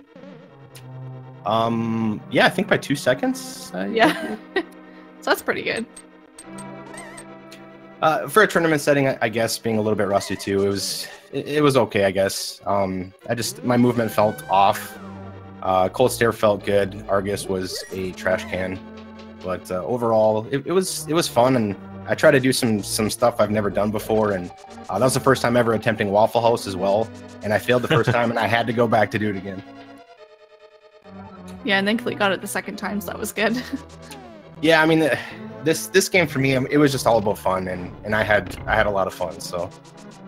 Yeah, that's good. That's the most important thing. You and Salatmann in the beginning of the run were switching lead changes, almost like room by room. It seemed like, or every couple of rooms, the lead change was switching. So it was actually really exciting to watch for a while. And then you both got the same amount of blue balls, which was even better. So. Interesting. Yeah. I'm excited to go back and watch the VOD now. Yeah, you guys put on a really good show in the beginning of the run here. Did anything drastic happen to get Salatmann behind a little bit? Yeah, unfortunately. First in Hera, I believe he died. Oh yeah, he died to a Moldorm after the bomb jump, which put him behind a little bit. And then since then he had a death in pod and then ran out of arrows and wasn't sure where to get more. He's now died to Vitreous about 4 times.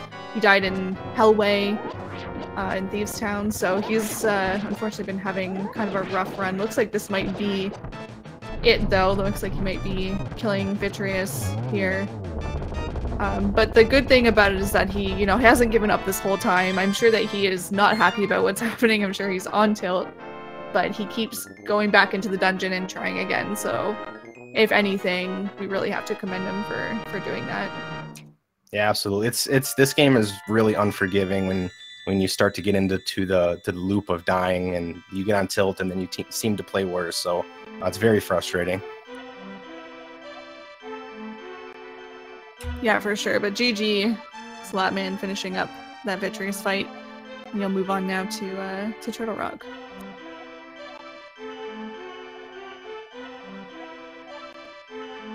Yeah, that was actually a really good Vidi fight he had there. Just really unfortunate that he had to die that many times. But like Fricker was saying, this game is just, especially late game, like Ice Palace and then Meyer on, it's just like everything is really out to get you.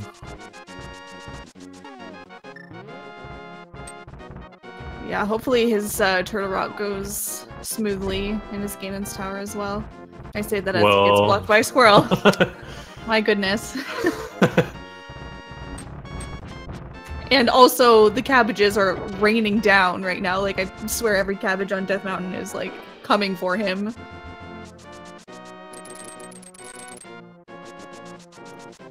Yeah, this is... I'm sure he's not having any fun right now, so to be able to stick it out is really commendable.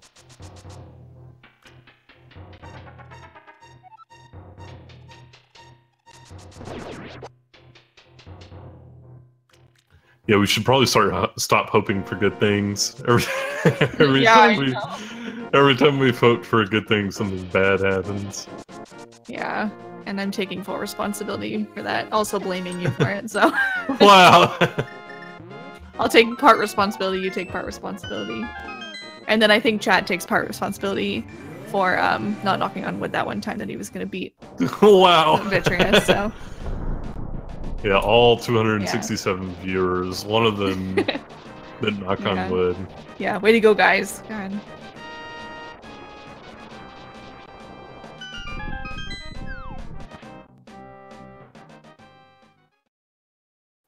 ACM pointing out something interesting. If he finishes everything else up with good pace, he'll get an hour and 52 minutes time, which is still an hour better than if he had forfeit during that Vitreous death loop. So he's still definitely in a much better position for the tourney to finish this out than he would be forfeiting.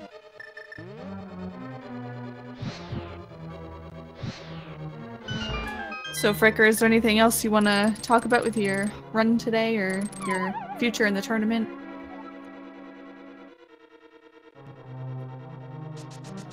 Is he here? He might have gone to get some water or something. I mean, his thing's on, but it looks like he's talking, but I can't hear him. Sorry, I was on mute as I was watching the stream, so I didn't want the audio to go through. Oh. Okay. Specifically about the run, nothing too much. I need some more runs in me. I don't think I can practice anymore. I practice entirely too much, but shout outs to Fence Dash. Yeah, for sure. Don't worry, we noticed.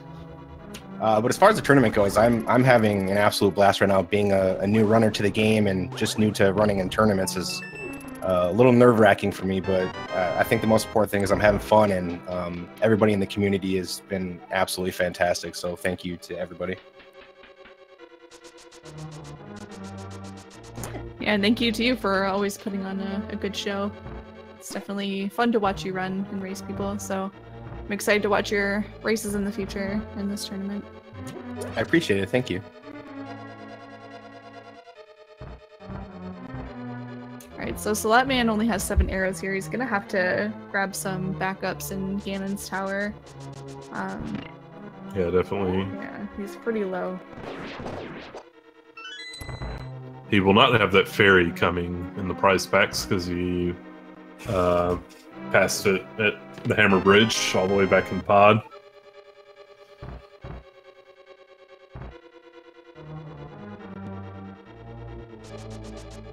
He did kill quite a few more enemies, though, that are in that prize pack. He killed quite a few mini Helmas while he was in pod, and then also in Skull Woods he killed one.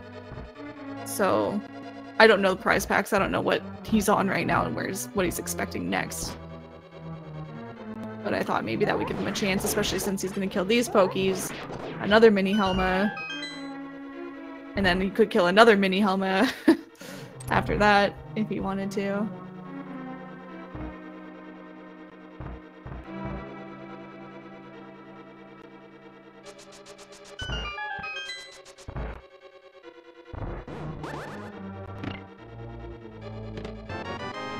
Needs to be careful with this roller, and yeah, he's really wanting to be safe here.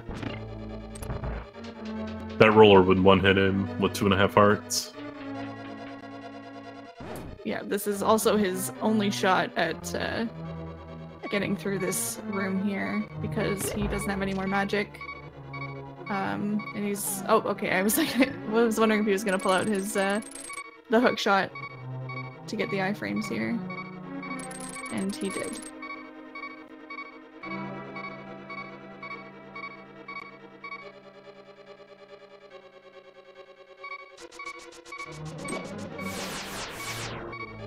He might get the safety door down here, which will make dying, yeah. I don't blame him at all, given how everything has gone thus far. I got that in both my races, because I'm a baby, but when I had plenty of hearts and everything, that was probably an intentional death, for anybody wondering. He's gonna gain more hearts here and just spawn right back to where he was. Yeah.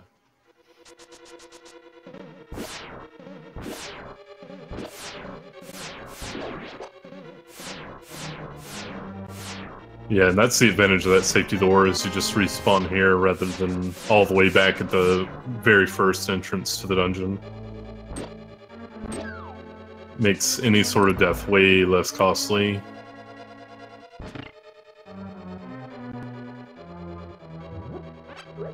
Oh yeah, and he doesn't have any magic, so he actually can't do this room like normal with a Cane of Samaria block. So, getting creative.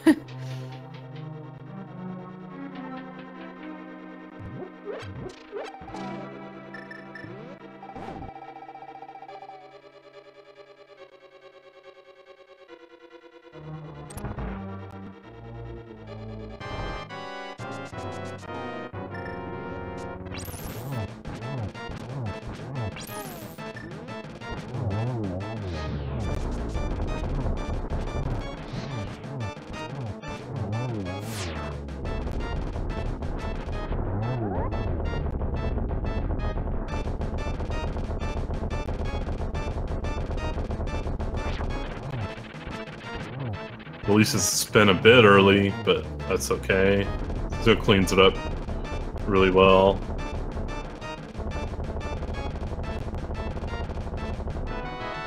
Yeah, that was nice.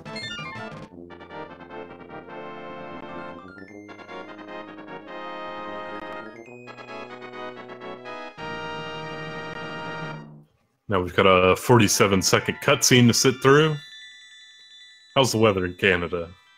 It snowed today, and then Wow. it melted, and then it snowed again, and then there's no more snow anymore. That is a interesting April weather. It's typical Canada, really. Yeah, down here in Mississippi, where I live, unfortunately, it just rained a bunch today, really. That's lucky. I like rain, but... Yeah, I guess it was nice. And it was like 20, 21, 22 degrees Celsius, something like that. And rainy.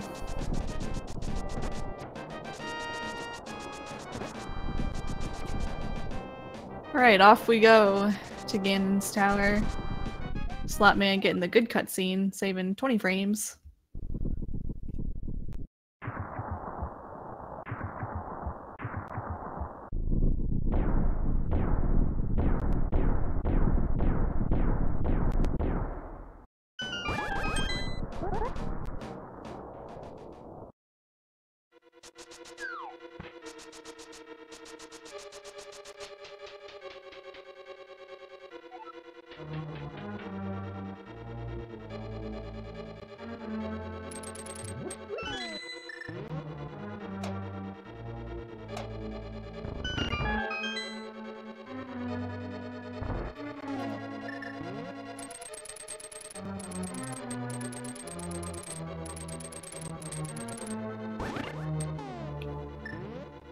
Making his way through... Oh, no. I'll send him back to the beginning of the room. Not too much work to get back, though. Yeah, it's unfortunate, but like you said, not too bad getting back.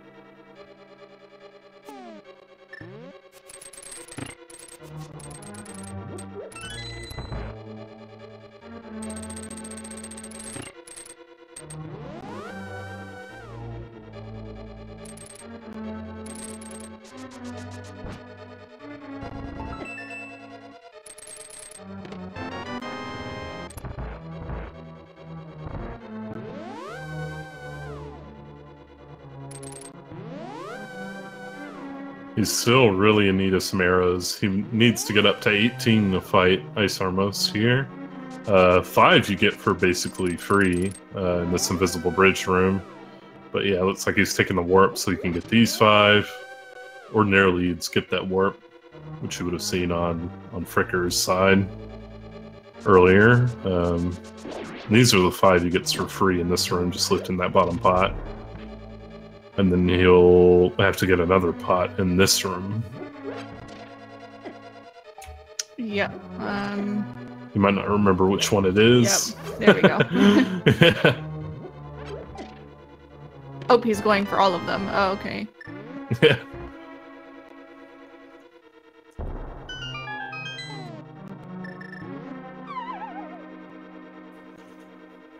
He will be able to skip the arrow chest after big key if he so wishes with this many arrows.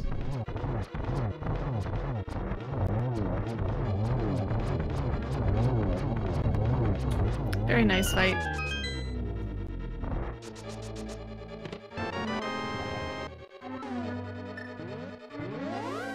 And yeah, he will be skipping those arrows and heading upstairs. And just like I said with Fricker, these are, you know, right away a series of incredibly tough rooms. Not that the first half of Cannon's Tower is a pushover or anything, but this is where it really ramps up in difficulty. Yeah, this is really, I guess, where you have to execute this room, the next room, and I guess a couple rooms after that really well. And then also react to the RNG and Gauntlet well enough to make it through with a good time. Yeah. Having a bit of a rough time in Mimics 2 here.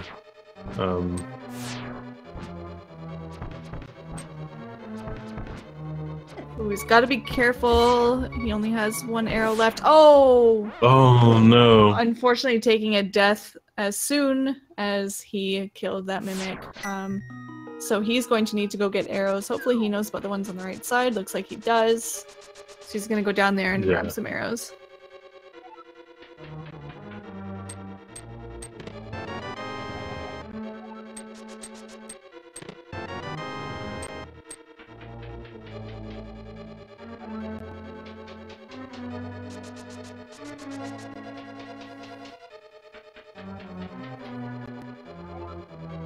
Yeah, it's definitely a really convenient spot for arrows. The next best thing is just to farm the green Mimic in this room over and over again, which can take a long time.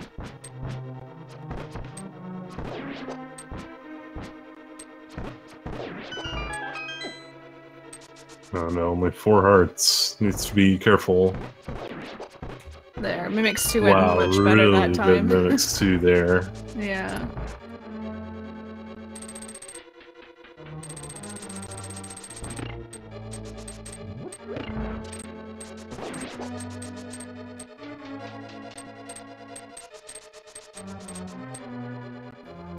He might get Josh Fairies here. Wow, you actually called them Josh Fairies? Oh, he actually doesn't. Wow. That's bold. That is bold, yeah. With only 4 hearts. Yeah. I probably would have stopped for them, but once again, I'm a baby, so. Ooh, good RNG in this one though. Yeah, interesting fact about Josh Fairies. They are called Josh Fairies because I stopped for them in the very first Link to the Past tournament. And people said that was a big baby move, so to punish me, they named them the Josh Fairies, I guess. Yep. Alright, Salatman down to 2 hearts here, coming into Landmo 2. Ooh, getting sniped there. Oh my goodness. Down to half a heart. Ooh, okay. It's making me nervous. Yeah. He will get an extra heart in this room. Yeah. Hopefully he gets a drop from these 3 whiz robes as well. That's a hard word to say sometimes. Yeah. Riz robes. Riz robes? Yeah. Okay. Yeah.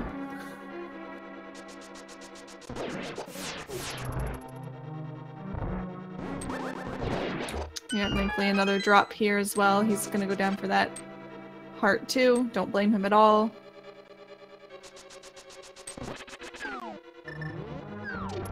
I'm so disappointed in you right now, Cunningham. Same, I was actually just gonna say that.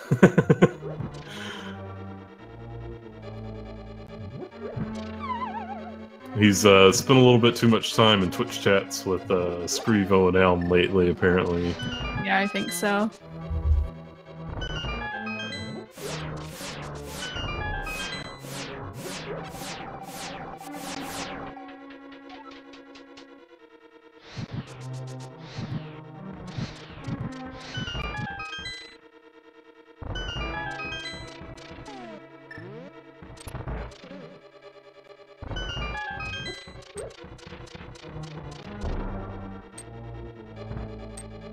Oh no, missing the bomb.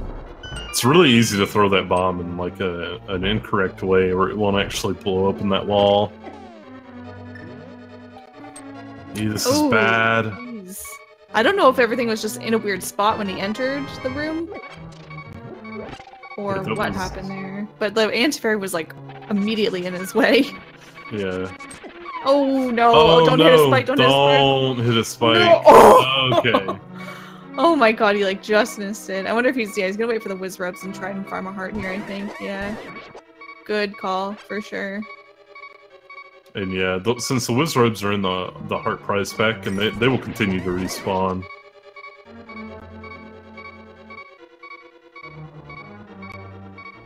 Wouldn't be surprised if he got a few rounds in here. Yeah, I guess he says that's enough.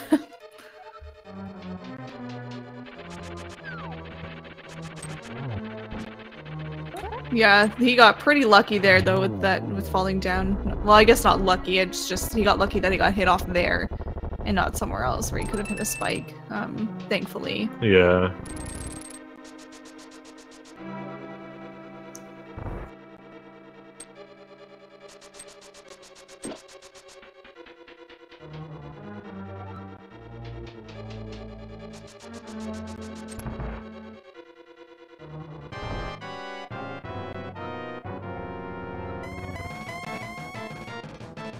Alright, hopefully Aga 2 is friendly.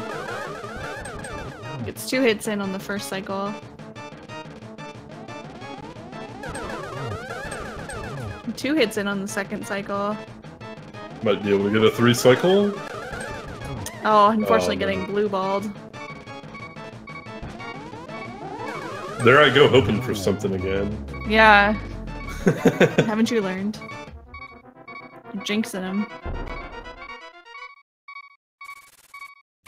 The blue balls kind of matter in this fight, I guess. It can affect, I guess, what's kind of cycle, if you get like a 2 cycle or a 3 cycle, really. But I guess a lot of that has to do with where he's positioned as well. And you also have to be careful not to get hit. I think it's easier to get hit by blue balls in this fight than in the first one. Yeah, definitely. Yeah.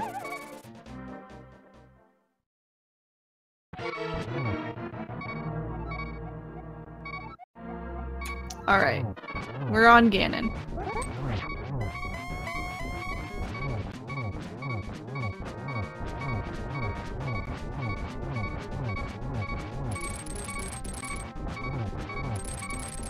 Looks like he's having a nice fight here.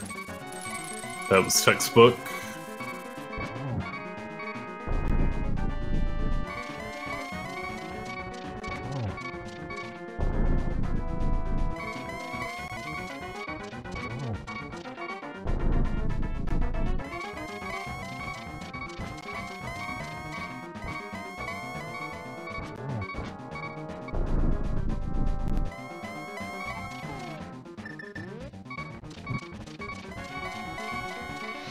Ooh, nice torch glitch.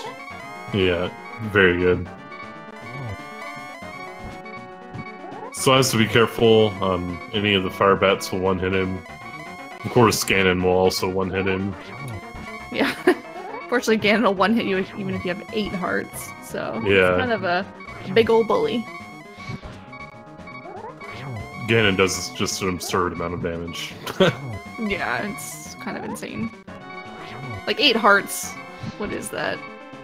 I know that at this point you're expected to have red mail, so then he'd only do 4 hearts, but still. Just insane. GG, Salatman finishes up with a nice Ganon fight.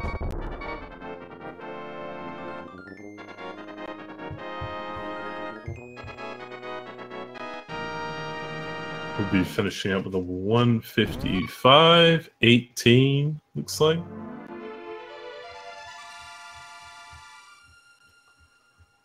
I'm sure he's disappointed in the run, but still, like, big kudos for for finishing.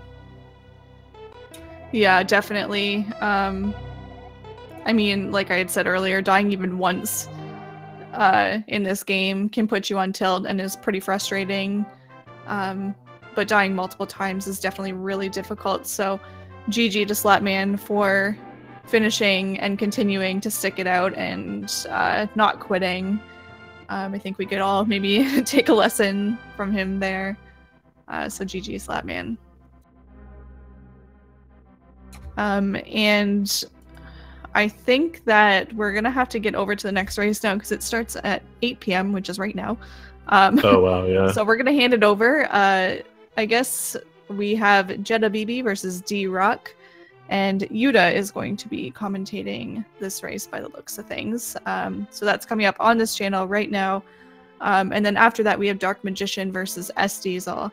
And then after that, actually, you have Elminster versus WQ. So you still have lots of Zelda left tonight that you can watch. So yeah, just stay tuned for that. Thank you guys for watching. Thank you, Josh, for commentating with me. And thanks to Fricker and Salatman for a great race. And yeah, we'll see you next time. It was fun. Enjoy more Zelda, everyone.